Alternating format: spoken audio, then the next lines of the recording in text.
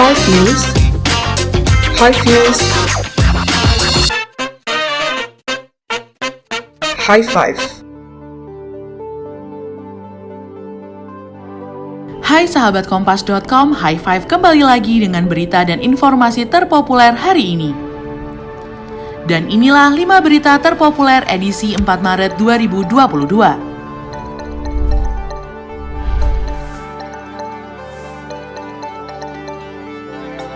Pembangkit listrik tenaga nuklir atau PLTN Zaporizhia di kota Enerhodar, Ukraina terbakar pada Jumat 4 Maret 2022 pagi waktu setempat setelah serangan oleh pasukan Rusia. Hal tersebut diungkapkan oleh juru bicara PLTN Zaporizhia, Andrei Tuss. Menteri Luar Negeri Ukraina Dmytro Kuleba juga memberi tanggapan terkait kejadian tersebut. Kuleba meminta agar pasukan Rusia berhenti menyerang PLTN Zaporizhia setelah terjadi kebakaran. Berdasarkan laporan, unit layanan darurat Ukraina memadamkan api di gedung pelatihan pukul 5:20 waktu setempat. Terdapat 40 orang dan 10 kendaraan yang terlibat dalam operasi pemadaman kebakaran PLTN ini. Layanan darurat Ukraina juga menyebut dalam insiden tersebut tidak ada korban jiwa.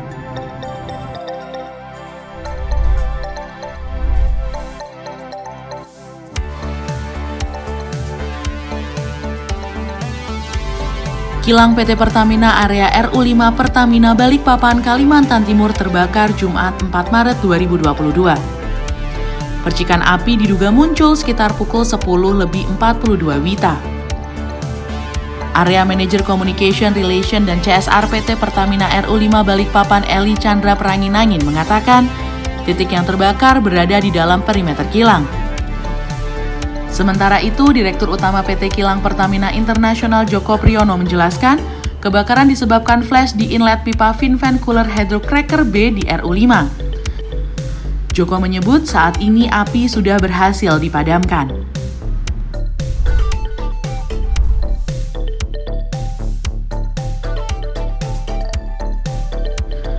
Pasukan elit TNI AU Kopasgat turut berkontribusi dalam pemulangan WNI dari Ukraina.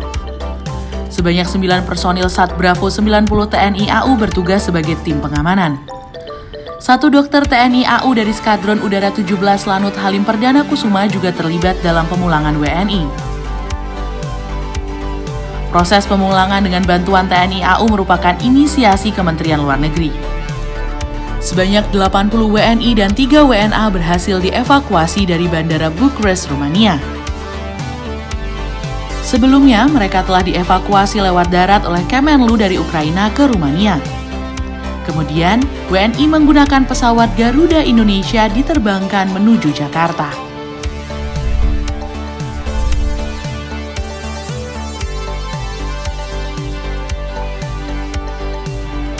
Keputusan Presiden nomor 2 tahun 2022 tentang Hari Penegakan Kedaulatan Negara yang merujuk pada peristiwa serangan umum 1 Maret 1949 menuai sorotan. Pasalnya, dalam Kepres itu tak mencantumkan nama Presiden Soeharto. Terkait hal ini, Menteri Koordinator Bidang Politik, Hukum, dan Keamanan Mahfud MD menilai, Kepres tersebut tak jauh berbeda dengan naskah Proklamasi Kemerdekaan Indonesia. Hal ini lantaran naskah Proklamasi Kemerdekaan Indonesia hanya mencantumkan nama Soekarno dan Muhammad Hatta.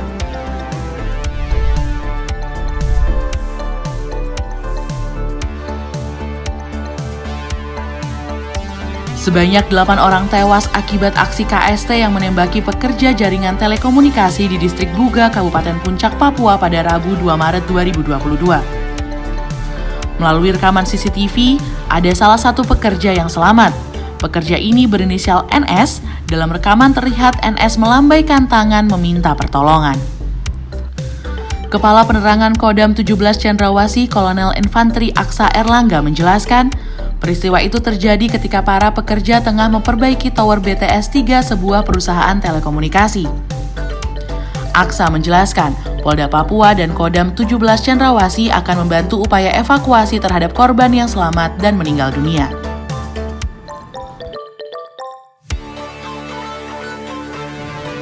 Itu tadi 5 berita paling populer hari ini. Kompas.com, jernih melihat dunia.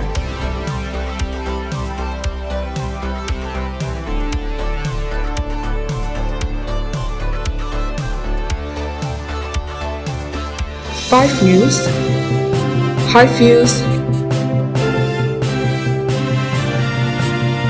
High Five.